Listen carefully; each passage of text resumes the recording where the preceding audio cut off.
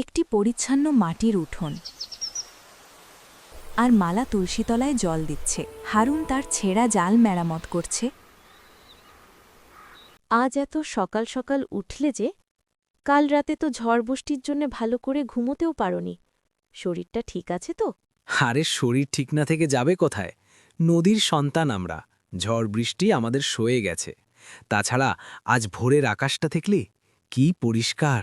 মনে হচ্ছে আজ নদীদেবী তার সবটুকু আশীর্বাদ ঢেলে দেবেন। আমার মন বলছে আজ একটা বড় মাছ জালে উঠবেই। তখন দেখিস তোর জন্য শহর থেকে একটা লাল শাড়ি কিনে আনব। আমার লাল শাড়ি চাই না গো। তুমি শুধু দুটো মাছ বেশি করে পেলেই আমি খুশি। তখন না হয় দুজনে মিলে ইলিশ ভাজা দিয়ে পেট পুড়ে ভাত খাবো। তার চেয়ে বড় সুখ আর কি আছে? তোমার মুখটা যখন হাসিতে ভরে থাকে, আমার কাছে ওটাই পৃথিবীর সবচেয়ে দামি শাড়ি। তুই বড্ড ভালো মালা, তো ভগবান আমাদের সহায়। আমাদের কিছু না থাকলেও মনে কত শান্তি। দেখিস একদিন আমাদের আর কোনো অভাব থাকবে না। আমি দিন রাত পরিশ্রম করব, জাল বুনব, নৌকা বাইব। আমাদের একটা সুন্দর ঘর হবে, আর আমাদের উঠোনে তুই অনেক ফুল গাছ লাগাবি। আমাদের এই ঘরটাই তো সুন্দর, এই উঠোনটাও তো ফুলে ভরা। তুমি যতক্ষণ আমার পাশে আছো, আমার আর কিচ্ছু চাই না। শুধু একটাই ভয়, ভয়? কিসের ভয় রে? ওই রতন মহাজনের। কাল হাটে দেখা হয়েছিল, যেভাবে আমাদের দিকে তাকাচ্ছিল, যেন আমাদের সবকিছু কেড়ে নিতে চায়। ওর ওই ধারালো চোখ দুটো দেখলে আমার বুকটা কেঁপে ওঠে। ভয় পাস না মালা, আমরা ওর কাছ থেকে কোনোদিন একটা পয়সাও ধার করিনি। সততার পথ ধরে চলি। আমাদের ভয় কিসের? ও বড়লোক হতে পারে, কিন্তু ওর মনে কোনো শান্তি নেই। সারা দিন শুধু টাকা টাকা করে। চলি রে, বেলা বেড়ে যাচ্ছে। নদীমা আমার জন্য অপেক্ষা করছে। হারুন তার জাল কাঁধে তুলে নেয় এবং ছোট ডিঙি নৌকার দিকে এগিয়ে যায়। মালা তার পথের দিকে তাকিয়ে থাকে।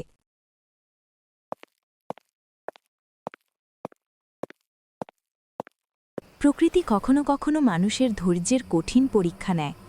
সেদিনও নদী যেন হারুনের সাথে এক অদ্ভুত খেলা খেলছিল। যে নদীকে সে মা বলে মানে, সেই নদীই সেদিন তার থেকে মুখ ফিরিয়ে নিয়েছিল।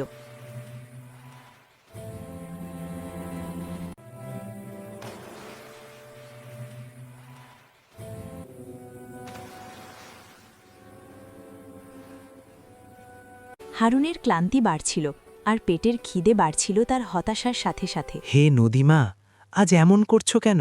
সকাল থেকে একটা পুঁটি মাছও তো জালে উঠল না। ঘরে মালা আমার জন্য অপেক্ষা করে আছে। খালি হাতে ফিরলে ওর মুখটা যে শুকিয়ে এতটুকু হয়ে যাবে। আমি তো তোর কাছে বেশি কিছু চাই না মা, শুধু আজকের মতো খাবারটা জুটিয়ে দাও, দোহাই তোমার। হারুন তার সমস্ত শক্তি দিয়ে শেষবারের মতো জালটা নদের গভীরে ছুঁড়ে মারে। লেগেছে, লেগেছে! এবার নির্ঘাত একটা বিশাল বোয়াল মাছ পড়েছে। আজ মালার মুখে হাসি ফুটবেই। আয় মা লক্ষ্মী, উঠে আয়। অনেক কষ্ট করে ঘামে ভিজতে ভিজতে হারুন জালটা নৌকায় তোলে, কিন্তু সে যা দেখে তাতে তার আনন্দ হতাশায় পরিণত হয়। ধুর ছাই, আমার পোড়া কপাল! সারা দিন এত পরিশ্রম করলাম, আর শেষে কিনা জুটল এই ভাঙাচোরা কলস। এটা দিয়ে আমার কি হবে? ফেকে নিয়ে এটাকে আবার জলে। এর ভেতরে আবার কি আছে? কোনো পুরনো গুপ্তধন নয় তো? না, আমার মতো গরিব জেলের ভাগ্যে কি আর ওসব জোটে? হয়তো কোনো পুরনো দলিলপত্র আছে, দেখিই না একবার খুলে। হারুন অনেক চেষ্টা করে কলসের ঢাকনাটা খোলে, কিন্তু ভেতরটা সম্পূর্ণ খালি। সে হতাশ হয়ে কলসটা নৌকার এক কোনায় ছুঁড়ে ফেলে দেয় এবং মন খারাপ করে বাড়ির দিকে নৌকা বাইতে শুরু করে। দারিদ্র্য হয়তো তাদের শরীরকে দুর্বল করে দিত, কিন্তু তাদের আত্মাকে হারাতে পারেনি। তারা দুজনে খেতে বসে। হারুনের চোখ যায় নৌকার কোনায় রাখা কলসটির দিকে। মন খারাপ করো না গো, নদীতে কি রোজ রোজ মাছ ওঠে? আজ দেয়নি, কাল দেবে। তুমি খেয়ে নাও তো, সারাদিন কিচ্ছু খাওনি। তোকে কি খাওয়াবো সেটাই তো ভাবি মালা। আজ খালি হাতে ফিরতে আমার যে কি লজ্জা করছিল। আমি তোর জন্য কিছুই করতে পারলাম না। কে বলেছে কিছু করতে পারোনি? তুমি যে সুস্থ শরীরে আমার কাছে ফিরে এসেছ, এটাই তো আমার কাছে সবচেয়ে বড় পাওয়া। নাও, এই কাঁচা লঙ্কা দিয়ে ফেনা ভাতটুকু খেয়ে নাও, দেখবে অমৃতের মতো লাগবে। জানিস মালা, আজ জালে কি উঠেছিল? ওই কলসটা। ভেবেছিলাম ভেতরে না জানি কি আছে, কিন্তু ফুস, সব ফাঁকা। আহা, দেখতে তো কি সুন্দর! কে জানে কোন কালের জিনিস। ফেলো না ওটাকে, আমাদের জল রাখার কাজে লেগে যাবে। আমি ওটাকে ভালো করে মেজে আনি। মালা কলসটি নিয়ে নদীর ঘাটে যায় এবং যত্ন করে ঘষে ঘষে ওটাকে পরিষ্কার করে। কলসটি পরিষ্কার হওয়ার পর চাঁদের আলোয় তার কারুকার্যগুলো ঝলমল করতে থাকে। মালা কলসটি জলে ভর্তি করে ঘরে নিয়ে আসে এবং রান্নাঘরের এক কোণায় রেখে দেয়। পরদিন সকালে মালা ঘুম থেকে উঠে জল আনার জন্য কলসটির কাছে যায়। সে কলসের ভেতরে হাত দিতেই শক্ত কিছু একটার স্পর্শ পায়। সে অবাক হয়ে জিনিসটা বের করে আনে। এটি একটি উজ্জ্বল চকচকে সোনার মুদ্রা। জাদুর কলস তাদের জীবনে আশীর্বাদ হয়ে এসেছিল। ওগো, শিগগির এদিকে এসো, দেখো এই কি। কি হয়েছে? এত সকালে চিৎকার করছিস কেন? সাপ খুব ঢোকেনি তো? সাপ নয় গো, সোনা। দেখো, কলসের ভেতরে একটা সোনার মুদ্রা। সোনা? কিন্তু এটা এলো কোথা থেকে? কাল রাতেও তো কলসটা খালি ছিল। তুই কি স্বপ্ন দেখছিস মালা? আমি স্বপ্ন দেখছি না গো, এটা সত্যি। কিন্তু এটা কি করে সম্ভব? এই কলসিটা, এটা কি তাহলে? জাদুর কলস তাদের জীবনে আশীর্বাদ হয়ে এসেছিল। প্রতিদিন একটি সোনার মুদ্রা, খুব বেশিও নয় আবার কমও নয়, ঠিক ততটাই যতটা দিয়ে তাদের প্রয়োজনগুলো মিটে যায়, কিন্তু বিলাসিতা আসে না। মালা, দেখে যা আজ তোর জন্য কি এনেছি। ও মা, কি সুন্দর! কিন্তু এর কি দরকার ছিল? আমাদের তো এখন কোনো অভাবই নেই, প্রতিদিন পেট পুড়ে খেতে পারছি, এর চেয়ে বেশি আর কি চাই? কেন চাইব না? তুই রানী হওয়ার যোগ্য মালা, আর আমি তোকে রানীর মতোই রাখব। শুধু এই ভাঙা ঘরে আর নয়, আমি ঠিক করেছি মহাজনের কাছ থেকে নদীর ধারের ওই বড় জমিটা কিনে নেব।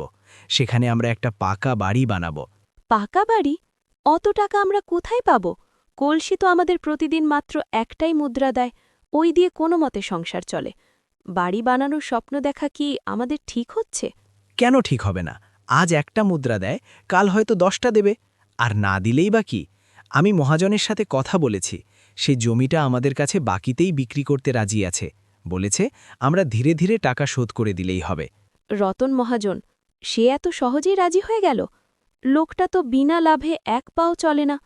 আমার কিন্তু ব্যাপারটা ভালো লাগছে না গো। ও নিশ্চয় কোনো মতলব বাড়ছে। আমাদের যা আছে তাই নিয়ে সুখে থাকি, চলো। বেশি লোভ করতে গিয়ে বিপদ ডেকে এনো না। তুই সবসময় শুধু ভয় পাস মালা। আরে আমাদের কাছে এখন জাদুর কলস আছে, আমাদের আর ভয় কিসের?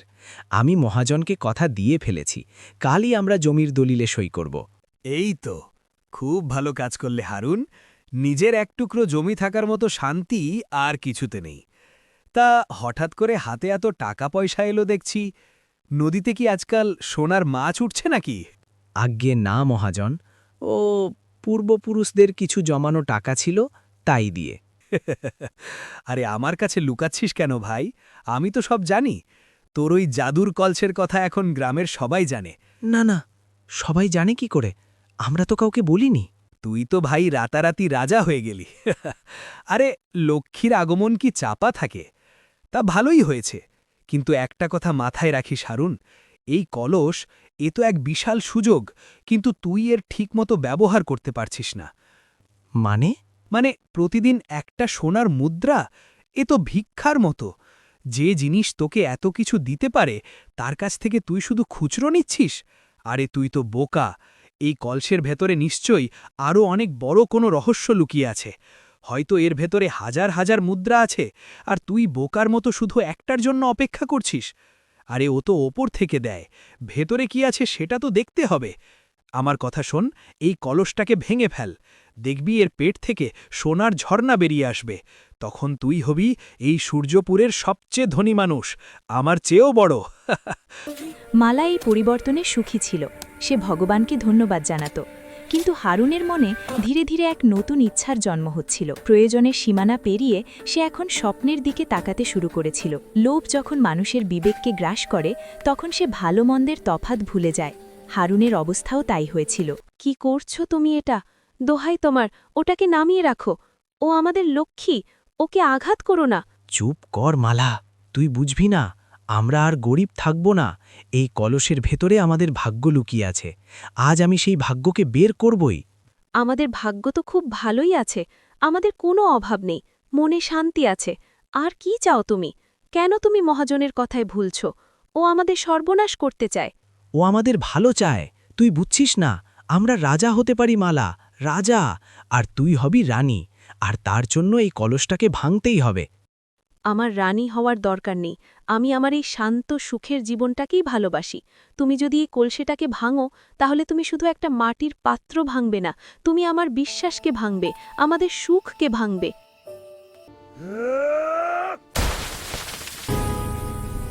না না, এ এ কি হলো? সোনা, সোনা কোথায় গেল?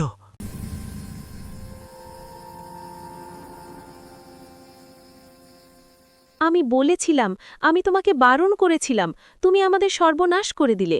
যে সুখ হাতের মুঠোয় ছিল, লোভের বশে তাকে হারিয়ে ফেলার মতো যন্ত্রণা আর কিছুতে নেই। হারুন সেই যন্ত্রণাতেই পুড়ছিল। বসে বসে আর কত ভাববে? যা হওয়ার তা তো হয়েই গেছে। এখন নিজেকে শেষ করে দিলে কি সবকিছু ফিরে আসবে? ওঠো, খেয়ে নাও। আমার আর খিদে নেই মালা, আমি তোর মুখের দিকে তাকাতে পারছি না। আমি সব সুখ কেড়ে নিয়েছি। আমি একটা লোভী বোকা মানুষ, আমার মরে যাওয়াই ভালো। কি অমন কথা বলতে নেই, তুমি কোনো ভুল করনি, তোমাকে ভুল পথে চালনা করা হয়েছিল। আর আমিও তো তোমার স্ত্রী, তোমার সুখে দুঃখে পাশে থাকব বলেছিলাম। আমরা না হয় আবার আগের মতো থাকব? তুমি আবার নদীতে জাল ফেলবে, আমি আবার তোমার জন্য অপেক্ষা করব। আমাদের ভালোবাসাটা তো আর হারিয়ে যায়নি, তাই না? তুই তুই এখনো আমাকে ক্ষমা করতে পারিস মালা? ক্ষমা তো আমি সেদিনই করে দিয়েছি, যেদিন দেখেছিলাম তুমি নিজের ভুলের জন্য অনুতপ্ত। সম্পদ আসে আবার চলেও যায়, কিন্তু ভালোবাসা আর মনের শান্তি একবার চলে গেলে আর ফিরে আসে না। আমরা আমাদের আসল সম্পদটাকেই চিনতে পারিনি। ওই জাদু কলস আমাদের পরীক্ষা নিতে এসেছিল, আমরা সেই পরীক্ষায় হেরে গেছি। না মালা, আমরা হারিনি, আমি হেরেছিলাম, তুই নয়। আজ আমি বুঝতে পারছি, আমার সত্যিকারের জাদুর কলস তো তুই, যে আমার সব দুঃখে আমার পাশে থাকে, আমার সব ভুলে আমাকে পথ দেখায়। আজ থেকে আমি আর কোনো জাদুর জন্য অপেক্ষা করব না। আমার যা আছে তাই নিয়েই আমি আবার নতুন করে শুরু করব। তুই আমার পাশে থাকবি তো? সারা জীবন থাকব। পরদিন ভোরে হারুন আবার তার ছেঁড়া জাল কাঁধে তুলে নেয়। সে আবার তার ডিঙি নৌকা নিয়ে নদীতে যায়। সেদিনও তার জালে খুব বেশি মাছ ওঠে না, মাত্র দুটো ছোট মাছ ওঠে। কিন্তু সে খুশি মনে বাড়ি ফেরে। হারুন আর কোনোদিন জাদুর কলস খুঁজে পায়নি, কিন্তু সে তার জীবনের সবচেয়ে বড় জাদুটিকে খুঁজে পেয়েছিল, অল্পতে সন্তুষ্ট থাকা এবং ভালোবাসার সাথে বেঁচে থাকার জাদু। সে বুঝতে পেরেছিল, সত্যিকারের সম্পদ কোনো কলসের ভেতরে থাকে না, তা থাকে মানুষের মনে।